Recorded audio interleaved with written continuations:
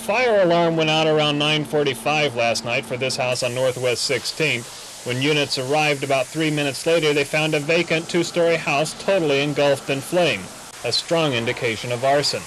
The fire had already spread to 2 other houses. A neighbor described what sounded like explosions. You're like gasoline cans exploding, or fire bombs, or just bam, bam, bam, repeatedly. Investigators say there had been a threat a few weeks ago to burn the house. The blaze was controlled in a matter of minutes, but not before the fire could take its toll. 1 house destroyed, 2 others damaged by fire and heat, 1 of them heavily. There were no injuries, but total damage has been estimated at $100,000. Charles Schnetzer, Action 4, in northwest Oklahoma City.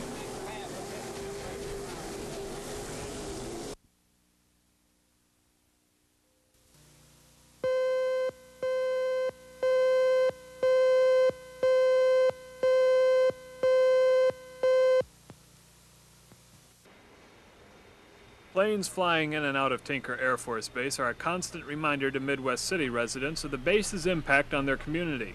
When Tinker's budget goes down, so does the money that filters into the city's economy. But this year, defense spending is up. So is Tinker's budget.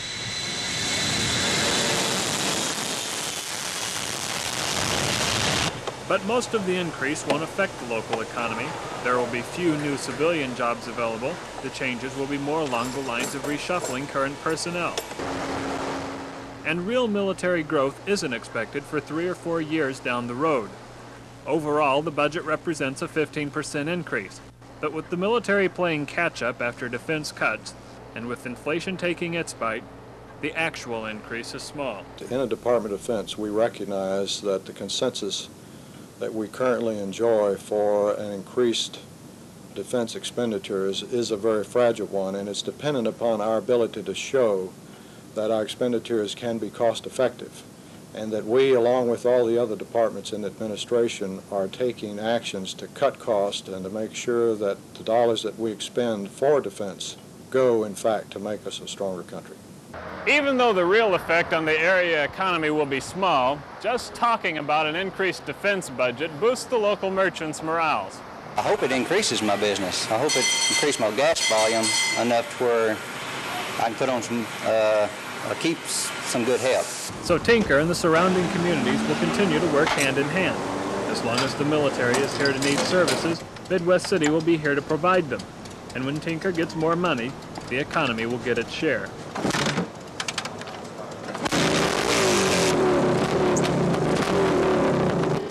Charles Schnetzer, Action 4, in Midwest City.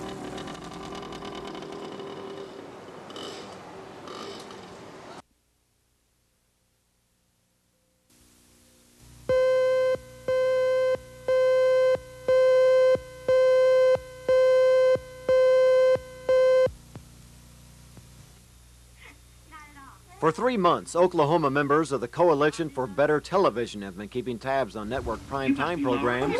The monitors weren't interested in entertainment. Instead, they've been scoring the shows on the number of sexual innuendos seen per episode. The tally sheets were sent to the group's national headquarters for tabulation. BJ and the Bear are branching out with 7 of the most beautiful lady truckers in the world. Seems to me like The plan was to boycott companies sponsoring sexy or violent TV shows. Well, now it looks like that boycott will not happen. Today, the National Coalition said advertisers had seen the light. Owen Butler, the chairman of Procter & Gamble, I think, is typical of the leadership of most of the major advertisers who are saying in private to Reverend Weilman and to members of the coalition that we agree with you. However, we got caught up on a merry-go-round. One person could not get off by himself, and the coalition simply provided the catalyst that made it possible for everybody to get off at the same time. A representative of the Oklahoma chapter of the Moral Majority says the state organization will go along with the national coalition. We feel that our leaders know what's going on. They are in a better position to know what's going on at the national level. We hope this works, but we're willing that if it doesn't work, that we're willing to go ahead and boycott if we're called on by the national headquarters to do it. Rollins says that a national boycott would have had a major impact upon what we all watch on TV. Scott Wallace, Action 4. Well,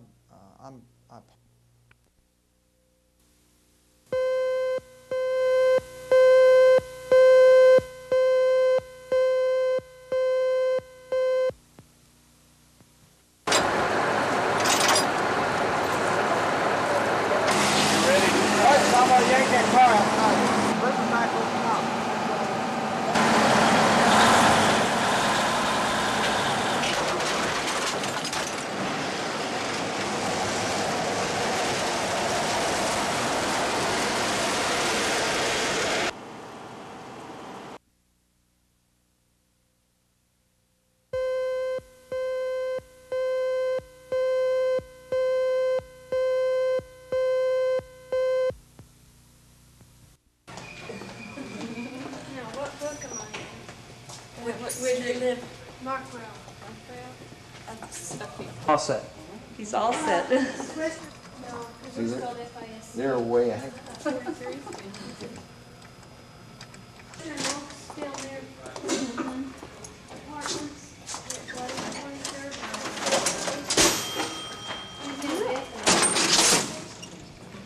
No, this has to be this. There's no signature.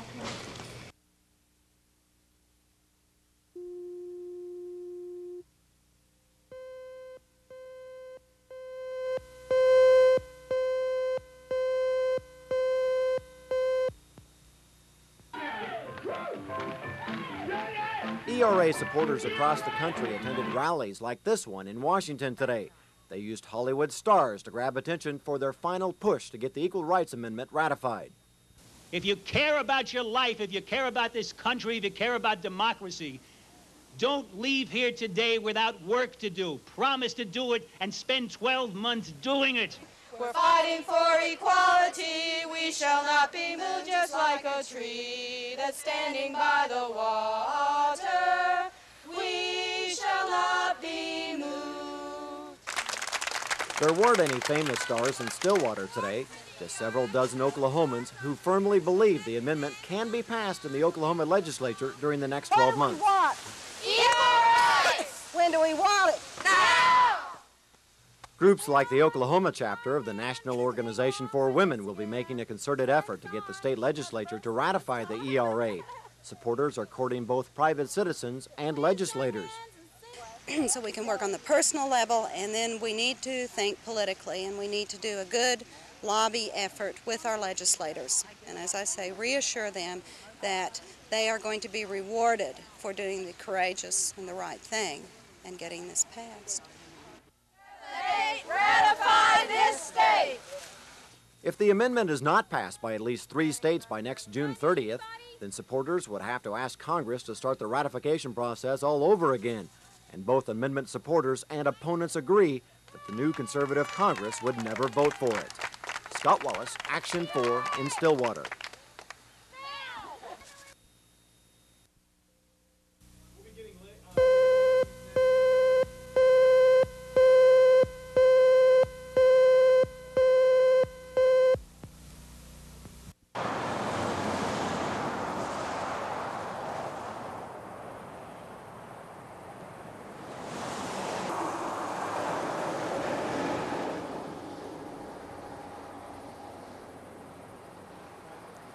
Initially, of course, we are investigating it as a homicide. However, because of the advanced stage of decomposition, we're unable to make any immediate determination as to any possible cause of death. That, of course, will have to be determined by the medical examiner in his autopsy of the body.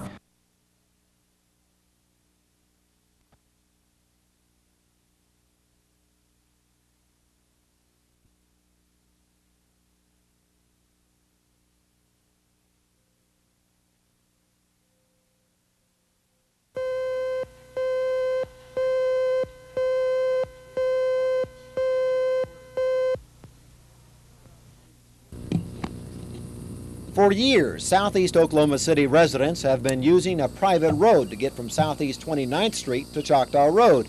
But Southeast 29th actually jogs north to intersect with Choctaw. So area residents normally would take a shortcut. a dirt road that cuts across private property owned by Bob McSpadden and Mrs. J.O. Campbell. But McSpadden didn't want people traveling across his land, so he closed off the dirt road. One of the main reasons is, he pays taxes on the land, and he'd be liable if somebody would have a wreck or something on his land, and he just wanted to, get it closed where he wouldn't be in any bind if something happened to happen. McSpadden's neighbor Bill Tatum has used the private road for most of his 48 years, and he says the closing has been a real inconvenience. Personally, it makes me drive an extra 2 miles a day to my mailbox. My mailbox is on the other end of this road, so I have to go back west, drive back east to the mailbox, turn around, drive back 3/4 mile west, back to here. My mailbox is exactly on the other end of this, right in front of Campbell's house. I don't think they'd be inconvenienced at all. I know that the other people have a better way out down to 29th Street than coming across this dirt road, which is no part of 29th Street. Well, we're familiar with anytime we want to go down this road, we went. And now we can't go. And I'd like to have the road open. Area residents say McSpadden tried to close this road about 8 years ago, but at that time the county had jurisdiction over it and forced him to reopen it. Well, now residents who live nearby hope the city will make McSpadden reopen it once again. Scott Wallace, Action 4, Southeast Oklahoma City.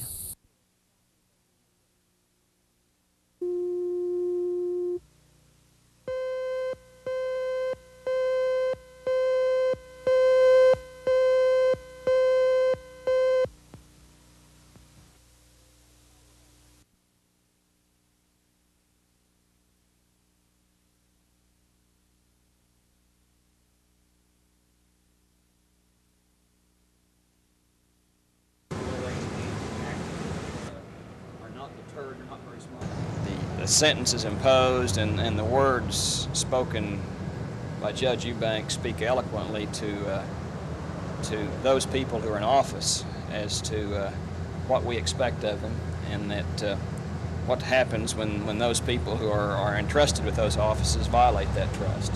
I was just particularly impressed with what Judge Eubanks said in sentencing both these individuals, that we just flat aren't going to tolerate a system that allows this to go on.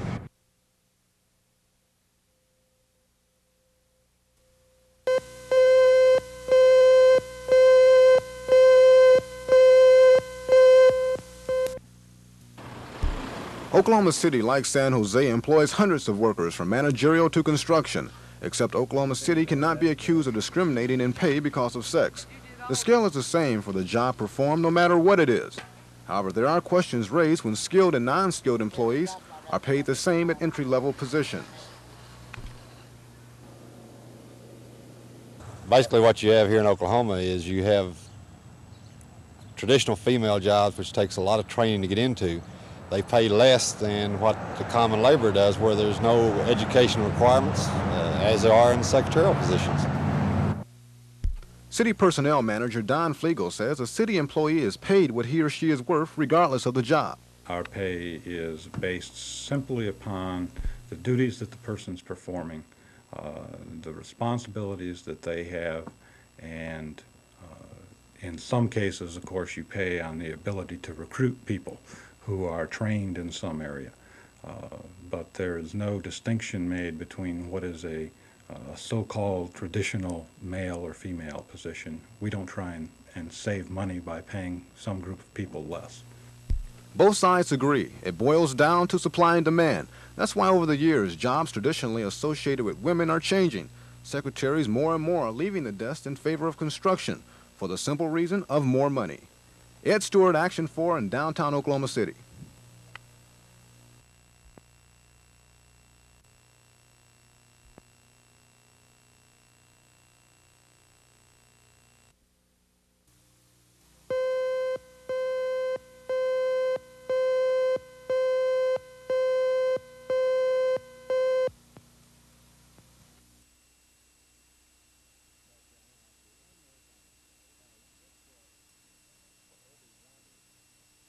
For every 1% that we raise Social Security benefits, it runs us about $1.2 billion a year.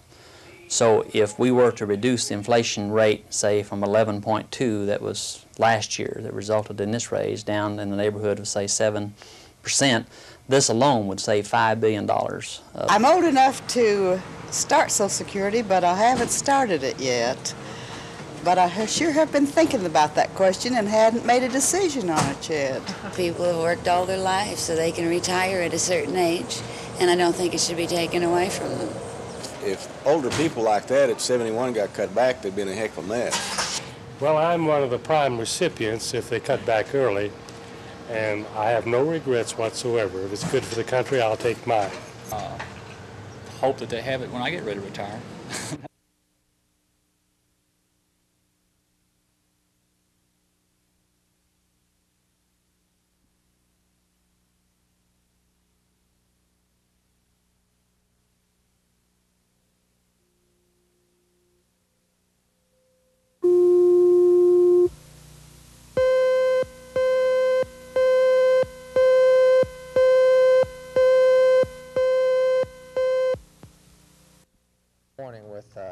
Corrections Director Meacham is just a governor, and as we look to the year and a half,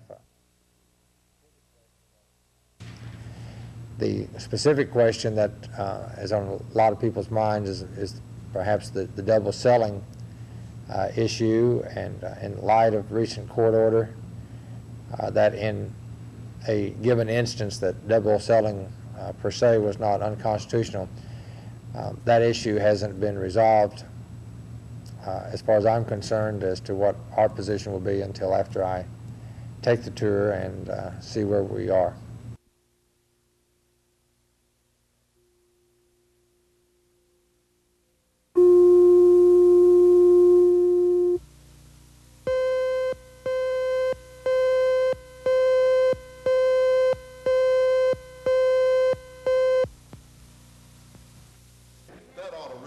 The House members were the first to meet, but after waiting for the congressional staffs of Congressman Jim Jones and Mike Sinar to arrive, they decided to break up the meeting. It appeared at first little would be accomplished. But later, House and Senate members met and agreed on a compromise, which Senator York says showed a lot of progress. Yes, I'm very pleased that we were able to get this plan into the shape that it is presently in, because had we been unable to accomplish that until right up at the date of the 20th of July, it would have been highly unlikely that we would have been able to have accomplished it with so little time remaining. And I think that this is a major breakthrough. As we told you earlier this week, the state is being divided up into districts based on population. A controversial one has been the heavily Democratic Okmulgee County in Mike Sinar's district. After today's meeting, it was decided that Sinar will get to keep it. Another controversial district is number 5, where Republican Mickey Edwards holds office.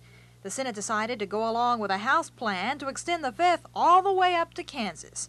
Some people are interpreting that as an attempt to keep all the Republicans bottled up in one district. The people drawing up these plans are mainly Democrats.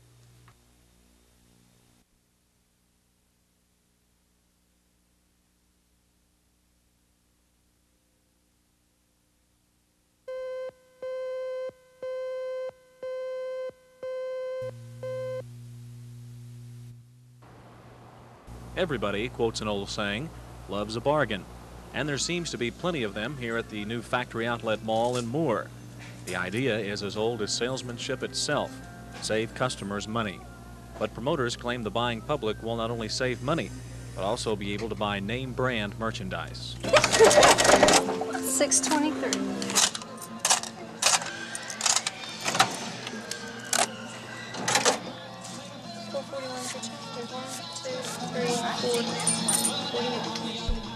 The concept of factory outlets is simple. The main factory sells its goods directly to consumers without going through a regular retail store. According to the owners of this mall, customers can enjoy a minimum savings of 25% thanks to that. And yes, some department stores probably aren't happy about that, but mall officials say they won't be putting any retail stores out of business. No matter who says what, though, the consumer looks like he really might come out the winner on this one. Tony Stizza, Action 4, and more.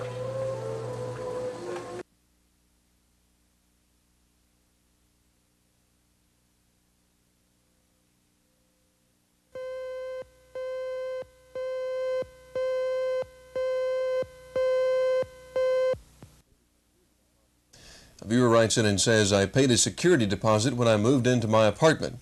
I'm planning to move out next month when the lease expires. Can I deduct the amount of my security deposit from last month's rent payment?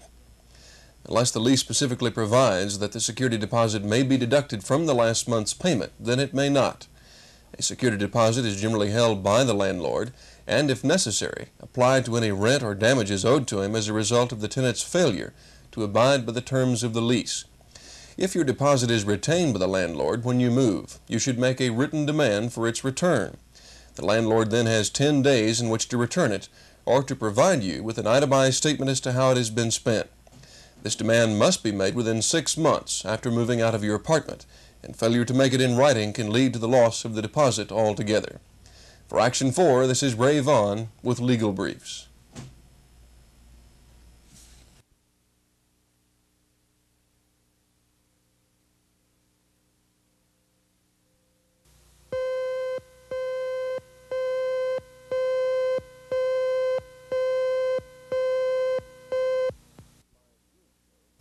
A viewer writes in and says that 5 years ago, she and her husband moved here from Texas and purchased 126 acres.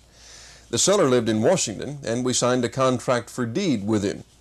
We've applied for a loan to build a home on the property, but the loan company has refused the loan until the title to the property is formally in our names. Can they do this, and what can we do? When you purchase property on a contract for deed, legal ownership to the property remains with the seller. Actual title does not transfer until the buyer has paid all or a substantial amount of the purchase price. Until you have the deed to the property, you'll not be able to use the property as collateral for a loan. The contract for deed, which has pitfalls for both buyers and sellers, does have some advantages not found in the typical deed, note, and mortgage transaction. However, you should not attempt to sell or buy property with a contract for deed until you have investigated and fully understand all of these aspects. For Action 4, this is Ray Vaughn with Legal Briefs.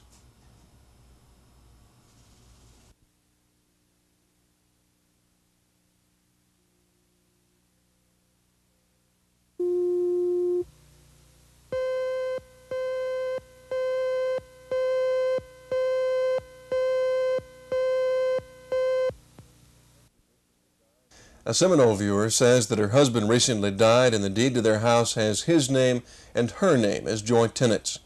She says she went to the courthouse in Wewoka and was given a form to fill out for the Oklahoma Tax Commission, an affidavit as to her joint tenancy with her husband, and was told that with those forms, a death certificate and a certificate from the county assessor, her husband's name could be removed from the title. Her question is this all that needs to be done, or must she now see an attorney and probate her husband's estate? This process is only applicable to homesteads, in other words, the property occupied by a husband and wife as their principal residence, on which a homestead exemption has been allowed. If there is other property held in joint tenancy, then another procedure would also be necessary. If this is the only land held in such a manner, then this process is satisfactory and would generally not require further legal proceedings. For Action 4, this is Ray Vaughn with Legal Briefs.